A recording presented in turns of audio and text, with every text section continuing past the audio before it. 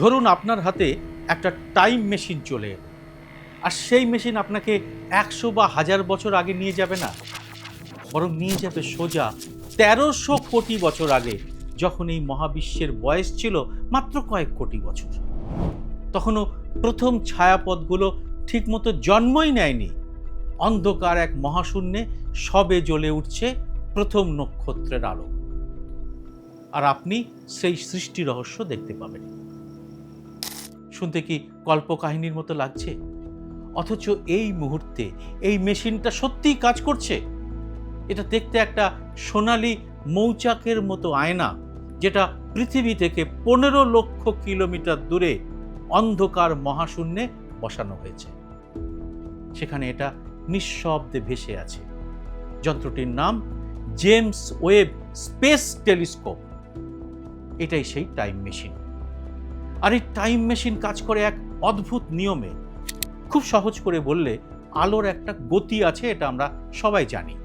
তার মানে যত দূরের কোনো কিছু দেখা যায় সেই দৃশ্য তত পুরনো। মানে আলো আমাদের কাছে আসতে ওই সময়টুকু লেগেছে। আকাশের দিকে তাকানো মানে কিন্তু আসলে অতীতের দিকে তাকানো।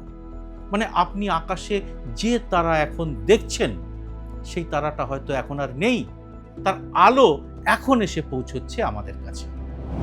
ঠিক এই সূত্র মেনে যখন জেমস ওয়েব টেলিস্কোপ একটি ছায়াপথের দিকে চোখ ফেরায়, যেটা 13 বিলিয়ন আলোকবর্ষ দূরে, তখন সে দেখছে না ছায়াপথটা আজকে কেমন আছে, সে দেখছে সেটা 13 বিলিয়ন বা 1300 কোটি বছর আগে কেমন দেখতে ছিল। ওই ছায়াপথ হয়তো এতদিন আরো 1000টা ছায়াপথ গিলে ফেলেছে, বা হয়তো ভেঙে চুরে অন্য কিছু হয়ে গেছে, কিন্তু জেমস ওয়েবের চোখে সে চিরকাল থাকবে সেই আদি শৈশবের রূপেই। এটাই জেমস ওয়েব টেলিস্কোপের আসল ক্ষমতা। এটা শুধু মহাকাশ দেখে না, এটা সময়কে টপকে যায়। আর এই কারণেই এই যন্ত্রটিকে বলা হয় মানুষের তৈরি সব থেকে বিচিত্র, সব থেকে দুঃসাহসী আবিষ্কারের একটি, যা মহাবিশ্বের জন্ম মুহূর্তের ছবি তুলে আনছে, অথচ নিজে কখনো সেখানে যায়নি। আজকের এই এপিসোডে আপনাদের কাছে খুব সরল ভাষায় নিয়ে আসবো এই আশ্চর্য যন্ত্রের কথা, যা জানলে অবাক হয়ে যাবেন। ভিডিওটি ভালো লাগলে লাইক, কমেন্ট ও শেয়ার করে আরও মানুষকে এটা দেখার সুযোগ করে দিলে আমার পরিশ্রম সার্থক মনে করব। আর সেই সঙ্গে বাড়ির ছোটদেরও এই ভিডিওটি দেখাবেন। নমস্কার, সবাইকে আমার এই ভিন্ন স্বাদের নতুন চ্যানেলে স্বাগত। আমি সুব্রত বসু। কাহিনীটি শুরু করতে হবে আর একটা টেলিস্কোপের কথা দিয়ে। সেটার নাম হাবল স্পেস টেলিস্কোপ। 1990 সালে উৎক্ষেপণ হওয়া এই টেলিস্কোপটি মহাকাশ বিজ্ঞানে একটা বড় বিপ্লব এনেছিল। কিন্তু এর একটা সীমাবদ্ধতা ছিল। এটা মূলত দৃশ্যমান আলো আর কিছুটা অতিবেগুনি রশ্মিতে কাজ করত। আর মহাবিশ্বের সব থেকে দূরের, সব থেকে পুরনো বস্তুগুলো আমরা যে আলোতে দেখতে পাই, তা কিন্তু একেবারে অদৃশ্য। এর কারণ কি? এর কারণটা হলো মহাবিশ্ব এখন প্রসারিত হচ্ছে, মানে আরো বড় হচ্ছে। আর তাই মহাবিশ্বের প্রথম যুগের ছায়াপথ, প্রথম নক্ষত্রের আলো এতটা প্রসারিত বা ছড়িয়ে গেছে যে হাবল টেলিস্কোপের চোখ দিয়ে সেটাকে দেখা প্রায় অসম্ভব। তাহলে কি করে সেই প্রথম আলোকে দেখা যাবে? কি করে ফিরে যাওয়া যাবে সৃষ্টি রহস্যে? বিজ্ঞানীরা এর একটা উপায় বার করলেন। তারা বললেন, এর জন্য দরকার এমন একটা টেলিস্কোপ যেটা ইনফ্রারেড আলোয় দেখতে পারবে।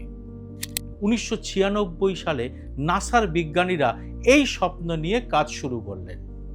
তখন এর নাম ছিল নেক্সট জেনারেশন স্পেস টেলিস্কোপ। পরে 2002 সালে নাসার প্রাক্তন প্রশাসক জেমস ই ওয়েবের নামে এই নামকরণটি হয়। জেমস 60-এর দশকে অ্যাপোলো প্রোগ্রামের সময় নাসাকে নেতৃত্ব দিয়েছিলেন। কিন্তু স্বপ্ন দেখা আর সেটাকে বাস্তবে তৈরি করা দুটো সম্পূর্ণ আলাদা জিনিস। আর এই যন্ত্র তৈরির ঘটনা যে কতটা নাটকীয় হতে পারে তা বিশ্বাসই করা যায় না।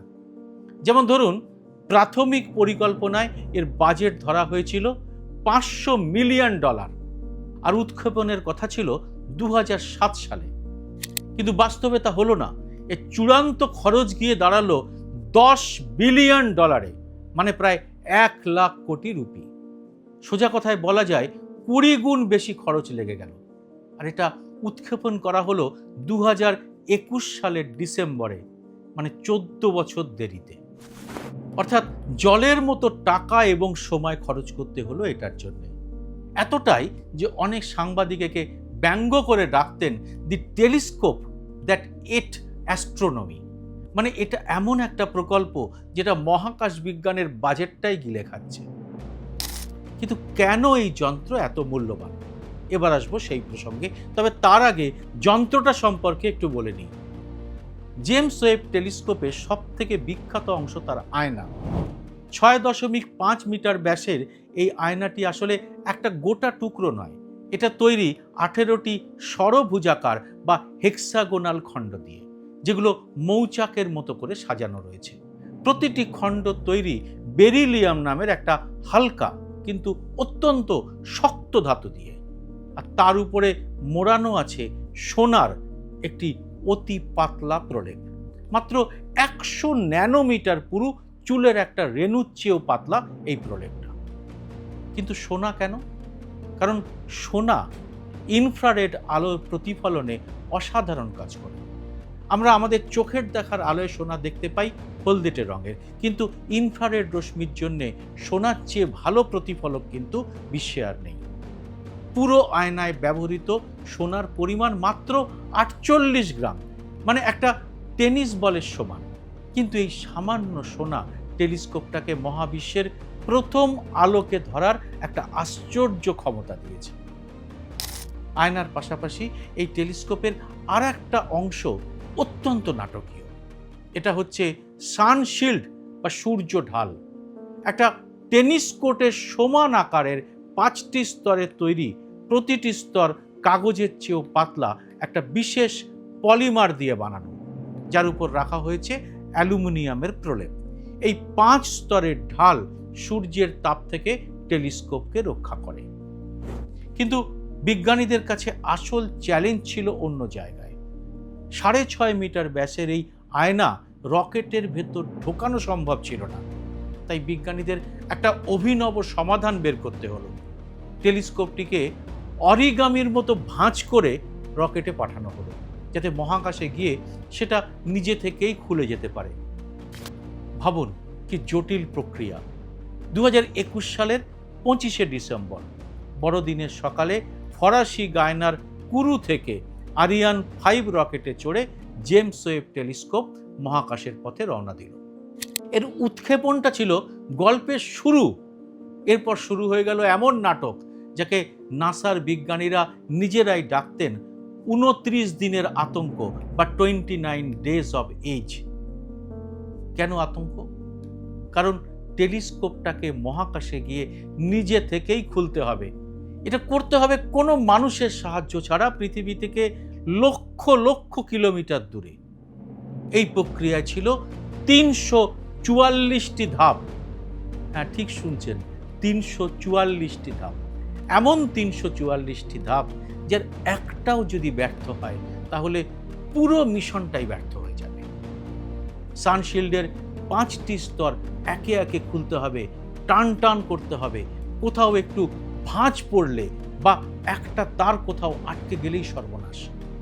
সেকেন্ডারি মিরর বোম খুলতে হবে, প্রাইমারি মিররের দুটো ডানা খুলে জায়গা মতো লক করতে হবে। আর সব থেকে বড় কথা, এসবের কোনোটাতে এতটুকু গোলমাল হলে তার মেরামত করা যাবে না। হাবল টেলিস্কোপের কথা ভাবুন, সেটা ছিল পৃথিবীর কাছাকাছি কক্ষপথে, আর তাই নভোচারীরা গিয়ে বহুবার তা সারিয়েছেন, এমনকি নতুন যন্ত্রপাতিও বসিয়েছেন। কিন্তু জেমস ওয়েব টেলিস্কোপ থাকবে পৃথিবী থেকে 15 লক্ষ কিলোমিটার দূরের এমন এক জায়গায়, যাকে বলে ল্যাগ্রাঞ্জ পয়েন্ট 2 বা L2। এত দূরে কোনো মানুষের পক্ষে গিয়ে যন্ত্রটি মেরামত করা অসম্ভব। তাই প্রতিটি ভাঁজ খোলার মুহূর্ত ছিল সর্বস্ব পণ করে একটা জুয়া খেলতে বসার মতো রুদ্ধশ্বাস। 2022 সালের 24শে জানুয়ারি টেলিস্কোপটি পৌঁছে গেল তার নির্দিষ্ট জায়গায় L2 পয়েন্টে। মজার ব্যাপার হলো এই L2 পয়েন্ট আসলে পৃথিবীর চারপাশের কোনো সরাসরি কক্ষপথ নয়। এটা পৃথিবী আর সূর্যের মহাকর্ষের ভারসাম্যের এমন একটা বিশেষ বিন্দু, যেখানে টেলিস্কোপটি সূর্য, পৃথিবী আর চাঁদ তিনটেকেই সবসময় নিজের পেছনে রেখে মহাবিশ্বের দিকে তাকিয়ে থাকতে পারে। বিষয়টা ভাবুন, সবসময় এই টেলিস্কোপের পেছনে থাকবে সূর্য, পৃথিবী এবং চাঁদ। এই জন্যেই জেমস ওয়েবকে পৃথিবীর উপগ্রহ বলা চলে না। আসলে এটা সূর্যের চারপাশে ঘুরছে পৃথিবীর সঙ্গে সঙ্গে, কিন্তু পৃথিবীকে প্রদক্ষিণ করছে না। এর পরের 29 দিন ধরে এই আতঙ্ক চলল। ধাপে ধাপে খুলল সানশিল্ড, তারপর আয়না। প্রতিটি ধাপে নাসার নিয়ন্ত্রণ কক্ষে বসেছিলেন উদ্বিগ্ন বিজ্ঞানীরা, যাদের অনেকে এই প্রকল্পের জন্য তাদের জীবনের 20-25 বছর ঢেলে দিয়েছেন। এবার আসবো সব থেকে চাঞ্চল্যকর বিষয়ে। জেমস ওয়েব টেলিস্কোপ আসলে কি একটা টাইম মেশিন? শুনতে অদ্ভুত লাগলেও এটাই সত্যি। আগেই বলেছি, আলোর গতির জন্য যত দূরে তাকানো হয় তত অতীতে তাকানো হয়। জেমস ওয়েব টেলিস্কোপ যখন কোনো ছায়াপথের দিকে তাকায়, তখন সেটা আছে 13 বিলিয়ন আলোকবর্ষ দূরে। তখন সে আসলে যেটা দেখছে, সেই ছায়াপথটা 13 বিলিয়ন বছর আগে কেমন দেখতে ছিল সেই দৃশ্য। আর এটাই কিন্তু টাইম মেশিনের তত্ত্ব। মানে আপনি যদি কোনো যন্ত্রের সাহায্যে 100 বছর আগের আলোর দিকে তাকাতে পারেন, তবে আপনি দেখতে পাবেন আপনার বাবা মা বা তাদের বাবা মাকে, তাদের ছোটবেলা, তারা কিভাবে বড় হচ্ছেন, সব আপনার চোখের সামনে ভেসে উঠবে। এটা কল্পবিজ্ঞান মনে হলো তত্ত্বগতভাবে সত্যি। এটা নিয়ে বিশ্বে এত সিনেমা উপন্যাস তৈরি হয়েছে যে আপনাদের কাছে ব্যাপারটা আর অজানা নেই। আর এই জন্যেই 2022 সালের জুলাই মাসে যখন জেমস ওয়েবের প্রথম পূর্ণাঙ্গ ছবি প্রকাশ পেল, তখন গোটা বিশ্ব হতবাক হয়ে গিয়েছিল। প্রকাশ পেল SMACS 0723 নামে একটা ছায়াপথ স্তবকের ছবি, যেখানে একটা ছোট্ট আকাশের টুকরোয় হাজার হাজার ছায়াপথ ধরা পড়েছে। কিছু ছায়াপথ এত পুরনো যে মহাবিশ্বের বয়স তখন ছিল মাত্র কয়েকশো মিলিয়ন বছর। তৎকালীন মার্কিন প্রেসিডেন্ট জো বাইডেন এই ছবিগুলো প্রকাশ করেছিলেন। এরপরে টেলিস্কোপ থেকে একের পর এক এমন আবিষ্কার এসেছে যা মহাকাশ বিজ্ঞানের প্রচলিত সমস্ত ধারণাকে নাড়িয়ে দিয়েছে। জেমস ওয়েব টেলিস্কোপ এমন কিছু ছায়াপথ খুঁজে পেয়েছে যেগুলো মহাবিশ্বের জন্মের মাত্র 30 থেকে 40 কোটি বছরের মধ্যেই তৈরি হয়েছিল। আর সেগুলো এত বড়, এত পরিণত যে বিজ্ঞানীদের প্রচলিত মডেল অনুযায়ী এতটা তাড়াতাড়ি এত বড় ছায়াপথ তৈরি হওয়ার কথাই নয়। বিজ্ঞানীরা রসিকতা করে এদের ডাকেন ইম্পসিবল আর্লি গ্যালাক্সিস বা অসম্ভব প্রথম যুগের ছায়াপথ। এই আবিষ্কার এখনো মহাবিশ্বের জন্ম আর ছায়াপথ গঠনের তত্ত্বে বড় প্রশ্ন হয়ে দাঁড়িয়ে আছে। জেমস ওয়েবের আরেকটা অসাধারণ ক্ষমতা হলো সৌরজগতের বাইরের গ্রহ অর্থাৎ এক্সোপ্ল্যানেটের বায়ুমণ্ডল বিশ্লেষণ করা। এটা কাজ করে একটা চমৎকার কৌশলে, যাকে বলে ট্রানজিট স্পেকট্রোস্কোপি। যখন কোনো গ্রহ তার নক্ষত্রের সামনে দিয়ে যায়, তখন নক্ষত্রের আলোর সামান্য একটা অংশ গ্রহের বায়ুমণ্ডলের মধ্যে দিয়ে চুইয়ে আসে। বায়ুমণ্ডলে যে গ্যাসগুলো থাকে তারা আলোর কিছু তরঙ্গ দৈর্ঘ্য শুষে নেয়। জেমস ওয়েব সেই আলোকে বিশ্লেষণ করে বলে দিতে পারে ওই দূরের গ্রহের বাতাসে কার্বন ডাইঅক্সাইড আছে কিনা, মিথেন আছে কিনা, এমনকি জলীয় বাষ্প আছে কিনা। ভাবুন কি বিস্ময়কর কাজ করছে এই টেলিস্কোপ। এভাবেই জেমস ওয়েব WASP 96b নামের একটি গ্রহে জলীয় বাষ্পের স্পষ্ট প্রমাণ পেয়েছে।